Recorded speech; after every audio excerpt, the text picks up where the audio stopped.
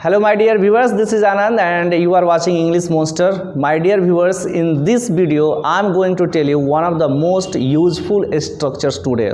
Of course you heard right. और इस structure के ऊपर वीडियो बनाने का मेरा प्राइम पर्पज ये है कि मैंने अपने सराउंडिंग्स में बहुत सारे स्टूडेंट्स को देखा जो इस पर बेस्ड जो है बहुत सारे हिंदी के सेंटेंसेस जो है वो लोग यूज करते हैं एंड आई थॉट कि इतना ईजी है इसको इंग्लिश में ट्रांसफ़र करना कि you won't believe. Eight the end of this video आपको मालूम चलेगा कि आज के बाद से जिस फ्रेज का मैं जिक्र करने जा रहा हूँ, जिस हिंदी वाक्य को लेकर मैं जो है आपको ये वीडियो बनाया, आज से वो हिंदी वाक्य जो है I think a boy of 5 can speak, एक 5 साल का लड़का भी जो है इस पर अपना सेंटेंस जो है बनाकर जो है इंग्लिश बोल सकता है। लेट्स सी, तो कौन से वर्ड्स के ऊपर एक्चुअली मैं एक रूट वर्ड के माध्यम से जो है मैं आपको सेंटेंस मतलब स्ट्रक्चर का जो है फ्रेम बनाऊंगा। सो लेट्स सी, वर्ड्स है आपका ए मस्ट, क्लियर? वर्ड्स आपका क्या है? ए मस्ट। यहीं पर मैं एक छोटा सा पॉइंट जो है आपको डिस्कस कर दे रहा हूँ। पहले ये जो मैंने दो वर्ड्स जो लिखा है, पहला यू नो वेल दैट कि ये जो है आपका आर्टिकल है। क्या है? आर्टिकल है। और इतना आप लोगों को मालूम होना चाहिए कि आर्टिकल जिस सेंटेंस में भी यूज होते हैं इट्स डैम श्योर कि उस वाक्य में जो है नाउन आएगा। तो यहाँ पर मैंने कुछ नहीं लिखा है, तो आपको क्या समझना है कि ये वर्ड जो है आपका क्या है? नाउन है। ये दोनों वर्ड्स आपका क्लियर हो गया कि ये आर्टिकल है, तो ये इंडिकेट कर दिया कि मस्ट वर्ड जो है आप किस रूप में यूज करने जा रहे हैं। अगर इसको किसी स्ट्रक्चर में हम लेकर आएंगे तो डैम श्योर है कि मस्ट किसका रोल निभाने वाला है? एक नाउन का। तो ये दोनों कंसेप्ट आपका क्लियर। अब दूसरा पॉइंट्स आपको ये देखना है कि हम इसका यूज किस सेंस में करते हैं। तो सबसे पहला पॉइंट्स, मस्ट को जो है हम लोग यूज करते हैं आवश्यक के सेंस में। किस सेंस में यूज करते हैं? आवश्यक या फिर जरूरी के सेंस में। आई होप कि अब आपको समझ में आ रहा होगा कि आप अपने डे टू डे और ड्यूरिनल लाइफ्स में मीन्स कि बहुत सारे ऐसे सेंटेंस बोलते हैं जिसमें आप ये जो है वर्ड्स बोलते हैं कि जरूरी है। ऑलराइट, जैसे वहाँ जाना जरूरी है, तुमसे बात करना जरूरी है, उसका पैसा रिटर्न करना जरूरी है, उसे भूलना जरूरी है, समय से खाना जरूरी है, मोबाइल से दूर रहना जरूरी है। ऐसे बहुत सारे सेंटेंस आप बनाते हैं जिसमें ये फ्रेज आप यूज करते हैं जरूरी है। ऑलराइट, तो इस सेंस में जो है हम लोगों को ये मस्ट का प्रयोग करके बनाना है। ओके, दूसरा चीज़ कि जनरली जो होता है, मैं आपको इन इंग्लिश बता दूं कि इसको जो है हम यूज कैसे करते हैं, कि आपको ये बताना हो कि action is necessary. Is it clear? An action is necessary मतलब कोई कार्य जो है क्या हो? जरूरी है। या फिर आप इसको दूसरे तरह से ये भी समझ सकते हैं कि some object is necessary. Is it clear? किसी चीज़ का होना जरूरी है या किसी कार्य का, action stands for your work, ठीक है, किसी कार्य का होना आवश्यक है या जरूरी है, या किसी ऑब्जेक्ट का, ऑब्जेक्ट में भी एनीथिंग, रिमेंबर ऑब्जेक्ट में भी एनीथिंग, ऑब्जेक्ट कुछ भी हो सकता है, जैसे पैसा का होना जरूरी है, पैसा कमाना जरूरी है। ओके, तो कोई ऑब्जेक्ट का होना जरूरी है या आपके द्वारा किसी कार्य को किए जाना जरूरी है, तो इस सेंस में आप क्या यूज करोगे? ए मस्ट। बहुत बार क्या होता है ना, हम लोग लिटरल मीनिंग समझकर और उसको यूज करना शुरू करते हैं, बट क्या होता है कि जरूरी नहीं है कि हम लोग ये सेंटेंस में आए ही। अगर आप कोई सेंटेंस बनाते हैं तो आवश्यक या जरूरी नहीं है कि उस वाक्य में आए। इसलिए मैं आपको बता रहा हूं कि मस्ट का हम किस सेंस में प्रयोग करेंगे, जब आपके दिमाग में ये सेटअप हो जाए कि कोई कार्य करना आप जानते हैं कि जरूरी है। अलग बात है कि आपके वाक्य में जरूरी है आए या ना आए, लेकिन जैसे ही ए मस्ट आप इंग्लिश में बोलोगे, इससे सामने वाला का मतलब जो है कंसेप्ट क्लियर रहेगा कि ये चीज़ जरूरी है या ये ऑब्जेक्ट जरूरी है या फिर ये कार्य करना जरूरी है। तो ये इस चीज से ज्यादा फोकस आपको क्या करना है? मस्ट के सेंस पर, कि हम किस सेंस में इसको यूज करने वाले हैं। Damn sure? क्लियर? ओके, तो अब इसको जो है ना हम एक छोटा सा स्ट्रक्चर इसके लिए जो है ना हम तैयार कर रहे हैं। ओके, तो सबसे पहला जो हमारा स्ट्रक्चर है ये होगा आपका, जैसे हमने यूज कर लिया it is. Okay, it is a must. Clear? It is a must. तो इतने का सेंस होगा हमारा यह जरूरी है। ओके, इतने का हमारा सेंस क्या होगा, जरूरी है। इसके बाद से हम लोग इन्फिनेटिव का प्रयोग करेंगे। किसका प्रयोग करेंगे, इन्फिनेटिव का रूल्स में। और अगर कोई आगे वर्ड इन केस आता है इफ नीडेड, तो हम इन्फिनेटिव के बाद से क्या करेंगे, इसका यूज करेंगे।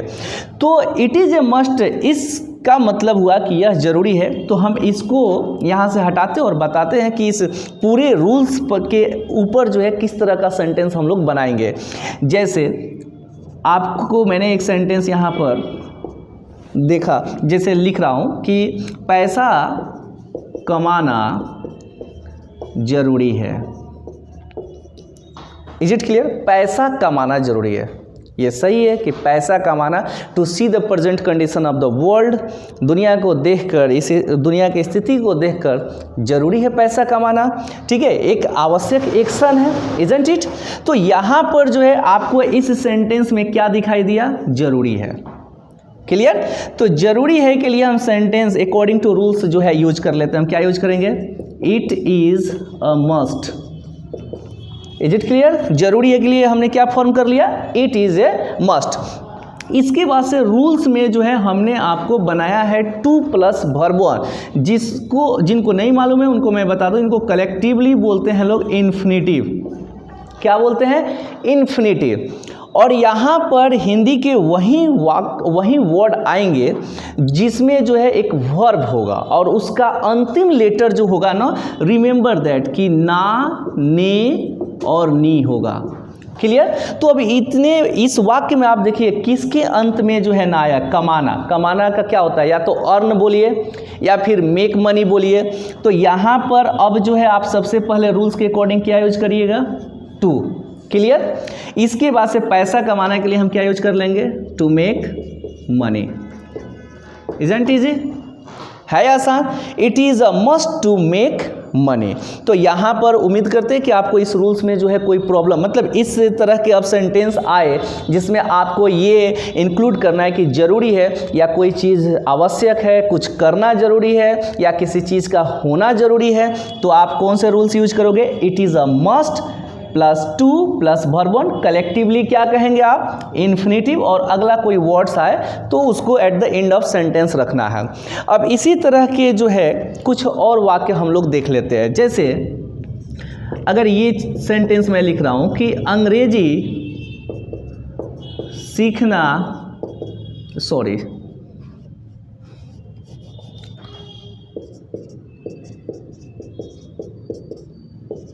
अंग्रेजी सीखना जरूरी है। ओके, यहाँ पर मैंने दूसरा सेंटेंस लिखा कि अंग्रेजी सीखना जरूरी है। तो यहाँ पर इन्फिनेटिव सबसे पहले आप लोग पॉइंट आउट कर लो, ना ने इसमें आया है, 2 प्लस वर्ब 1 से ये जुड़ जाएगा। जरूरी है, इस फ्रेज के लिए आप क्या यूज करोगे, इट इज़ अ मस्ट। क्या यूज करोगे, it is a must. Okay, ये तो हो गया जरूरी है। अब क्या जरूरी है, उसको इन्फिनेटिव पर सेट करिए। तो सीखना, इस सीखना को जो है हम लोग यू नो वेल कि लर्न यूज करिएगा। उस लर्न से पहले इन्फिनेटिव बनाने के लिए क्या यूज करिएगा, टू। ओके, तो क्या हो जाएगा, it is a must to learn English. Clear, इस तरह के सेंटेंस जो है आप इस स्ट्रक्चर पर जो है बनाने की कोशिश करिएगा। अब इससे पहले, इसके बाद जो है मैं एक छोटा सा चेंज करना चाहता हूं और उम्मीद करता हूं कि आप उस पर भी सेंटेंस बना लोगे। और ये छोटा सा चेंज है आपको कि ये जो इज है, आपको कल के वीडियो मैंने बताया था कि इसके बाद से कोई वर्ब का फॉर्म नहीं दिखाई दे रहा है, जिसके वजह से ये लिंकिंग वर्ब इस वाक्य में रोल निभा रहा है। हम इस इज को जो है हटाकर अगर इसमें हम लोग वाज का प्रयोग कर दें, किसका प्रयोग कर दें, वाज का, तो हर एक आवश्यक काम, हर एक जरूरी एक्शन जो है किसका रेफरेंस देने लगेगा, पास्ट का। ठीक है, जैसे अगर आपको मैं एक छोटा सा वाक्य लिख रहा हूँ यहाँ पर, let me rub it. Okay, तो यहाँ पर जो है हम लोग देखते हैं कि जैसे मैंने आपको यहाँ पे इज से हटा कर क्या कर दिया, वाज कर दिया।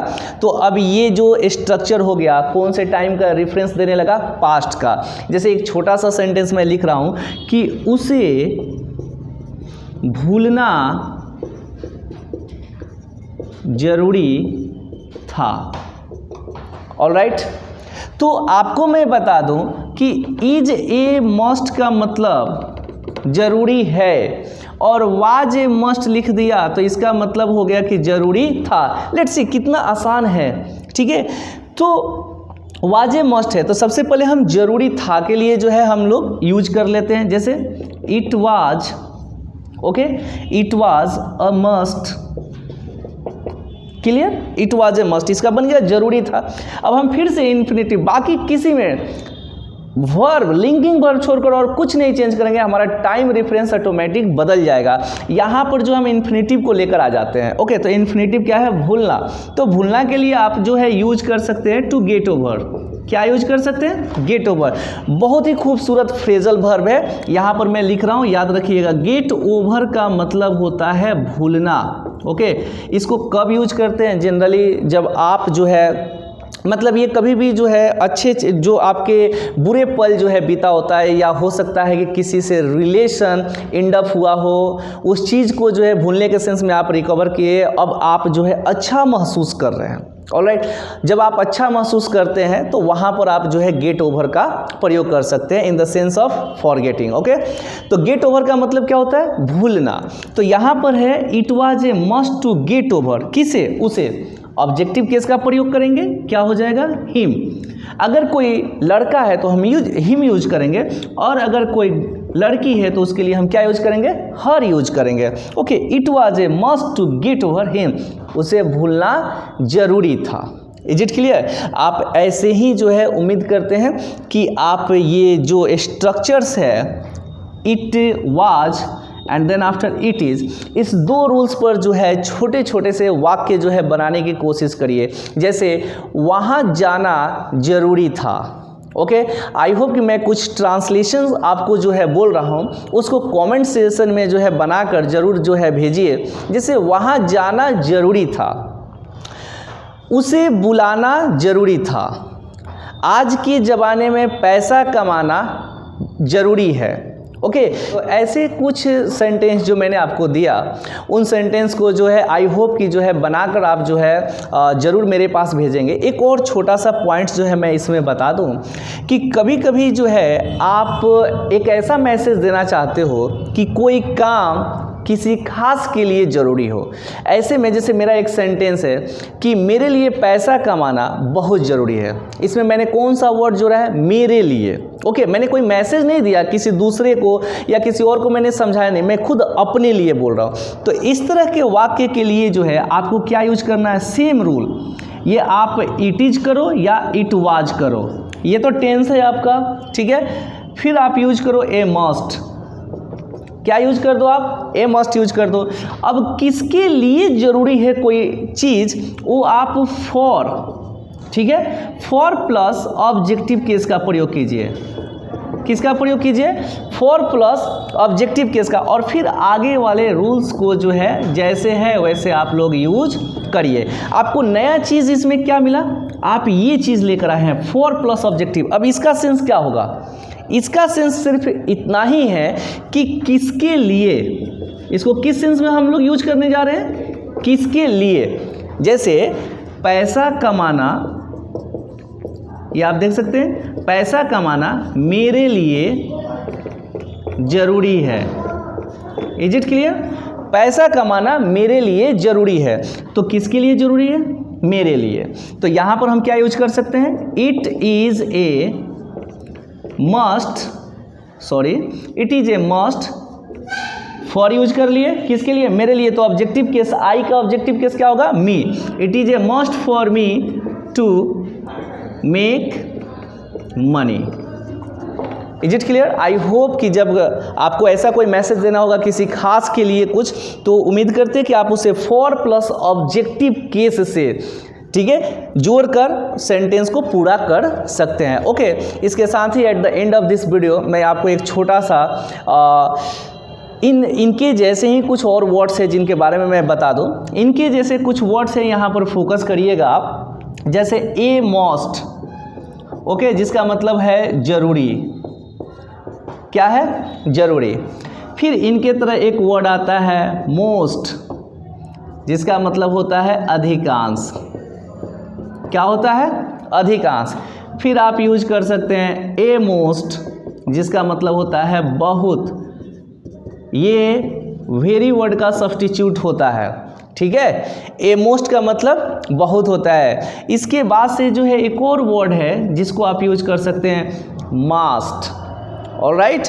तो ये जो होता है ना, आप लोगों को मैं बता देता हूँ क्या होता है। आपने शिप देखा होगा, ठीक है, और उस शिप में जो है ना आप देखते होंगे एक फ्लैग स्पॉट होता है जिस पर जो है ना कपड़े ट्रायंगल शेप में जो होता है टंगे होते हैं, उसी को हम लोग जो है ना मास्ट बोलते हैं। ओके, ए मोस्ट किस सेंस में आप यूज कर सकते हैं? जरूरी के सेंस में। मोस्ट का मतलब होता है अधिकांश। ओके, ए मोस्ट को आप किस सेंस में यूज कर सकते हैं? बहुत के सेंस में, ठीक है। जैसे अगर आपको किसी को बोलना हो you are a very beautiful girl, तो आप उसको ये भी बोल सकते हैं you are a most beautiful girl. Okay, next है मास्ट। तो इस तरह से इन वर्डों पर भी जो है आप फोकस करिएगा। उम्मीद करते हैं कि आज का जो मैंने स्ट्रक्चर पढ़ाया उस पर ज़्यादा से ज़्यादा प्रैक्टिस करें, क्योंकि प्रैक्टिस करना ज़रूरी है। आगे यहाँ पर ज़रूरी है, तो ज़रूरी है के लिए आप क्या यूज करेंगे? ए मस्ट। रिमेंबर दैट कि आपका स्टार्टर पार्ट जो होगा क्या होगा? इट इज़ अ मस्ट या फिर इट वाज अ मस्ट। उसके बाद से क्या जरूरी है उसको 2 + वर्ब 1 से आप जो है इसको क्या करिए? ऐड करिए और आपका सेंटेंस जो है कंप्लीट हो जाएगा। उम्मीद करते हैं ट्राई और लेवल बेस्ट। इंग्लिश सीखने के लिए ज़रूरी नहीं है कि आप जो है बहुत बड़े बड़े सेंटेंसेस का प्रैक्टिस करिए। पहले आप छोटे छोटे सेंटेंस जो आपका एक तरह से तकिया कलाम बन चुका है उसको इंग्लिश में जो है ट्रांसलेट करने की कोशिश करिए, बार बार बोलने की कोशिश करिए। And by regular practice, you won't believe that one day you will be a very good speaker undoubtedly. So I hope कि आप लोग इस पर प्रैक्टिस करेंगे। Wish you all the best. See you. Have a nice day.